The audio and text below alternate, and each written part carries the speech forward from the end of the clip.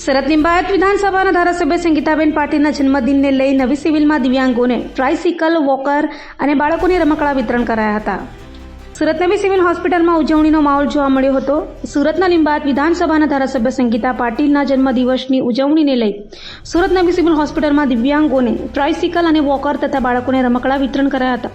જ્યારે ટીબીના દર્દીઓને 6 મહિના ચાલે તેટલી અનાજની કીટ વિતરિત કરાઈ હતી. તો આ સમયે નવી સિવિલના સત્તાધીશો હાજર રહ્યા હતા.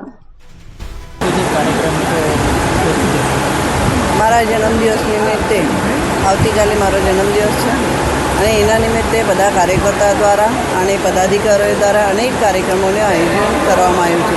કાર્યક્રમો જે એવા છે કે સેવાકીય કાર્યક્રમ છે, લોકોનું હિત થાય અને સમાજને હિત થાય એવા ઉપયોગી કાર્યક્રમોનું આયોજન કરવામાં આવ્યું છે.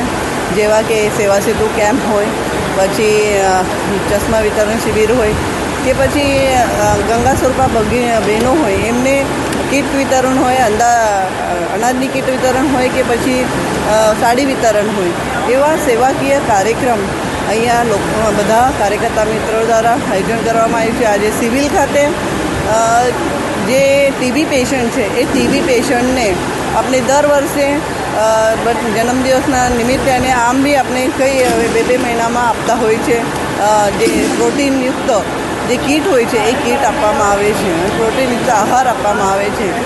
એવા અતિ ગંભીર જે પેશન્ટ છે એમને આપણે કીટ વિતરણ કર્યું છે. સાથે સાથે જે દિવ્યાંગ ભાઈ બહેનો છે એમને ઇલેક્ટ્રિક સાયકલનું પણ વિતરણ કર્યું છે. અને સાથે સાથે જે બાળ વિભાગમાં જઈને બાળ વિભાગના જે બચ્ચાઓ છે જે અહીંયા જેમને કંઈ તાવ કંઈ આવ્યો છે એ બચ્ચાઓને પણ રમકડા વિતરણ અને ફૂટબોલનું વિતરણ કરવામાં આવ્યું છે.